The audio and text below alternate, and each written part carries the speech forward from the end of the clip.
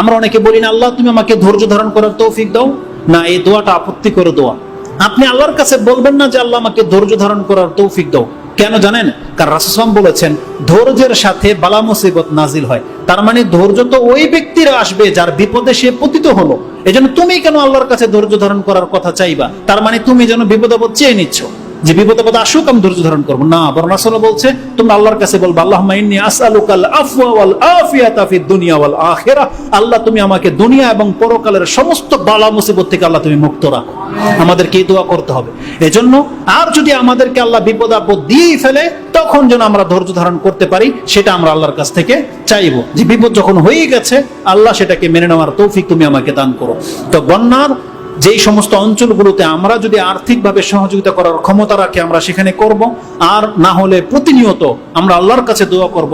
প্রথমে বলবো আল্লাহ তুমি নারায়ণগঞ্জের মানুষকে, বাসিন্দাকে আল্লাহ তুমি বন্যার কবলিত থেকে মুক্ত করে দাও, বিপদ আপদ থেকে, জালজালা থেকে, ভূমিকম্প থেকে আল্লাহ তুমি আমাদের নারায়ণগঞ্জকে হেফাজত করো।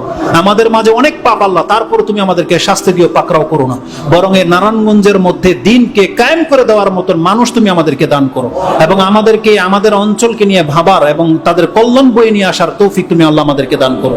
এবং যেই সমস্ত অঞ্চলের মধ্যে বিপদ আপদ আল্লাহ হয়েছে আল্লাহ তাদেরকে তুমি এই বিপদ থেকে খুব দ্রুত মুক্ত করে দাও, এবং তোমার ওয়াদা অনুযায়ী আল্লাহ যেই বিপদ আপদ আমাদের জীবনের পাপকে মাফ করে দেয় এবং মর্যাদা বৃদ্ধি করে দেয়, আল্লাহ সিলেটবাসী এবং আমাদের পক্ষ থেকে আল্লাহ তুমি সমস্ত পাপকে মাফ করে দেবো এবং আমাদেরকে মর্যাদাবান করো।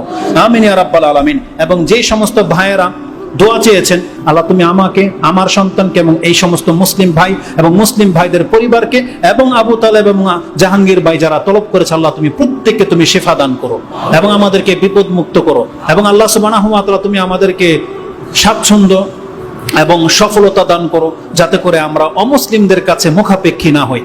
দিন পালন করার ক্ষেত্রে আল্লাহ যে শক্তির প্রয়োজন আল্লাহ তুমি আমাদেরকে সেই শক্তি দান করো। যত রকমের বাতিল আল্লাহ মাথা চারা দিয়ে ওঠে তাদেরকে রুখে দেওয়ার মতো মুসলিমদেরকে ঐক্য করে দাও এবং আমাদেরকে কোরআন এবং সুন্নাহ বোঝার তৌফিক দান করো।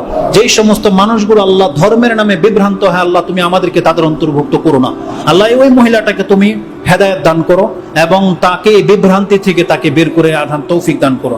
আমিন ইয়া রাব্বাল আলামিন। সুবহান রাব্বিকা রাব্বিল ইজ্জাতি আম্মা ইয়াসিফুন ওয়া সালামুন আলাল মুরসালিন ওয়ালহামদুলিল্লাহি রাব্বিল আলামিন।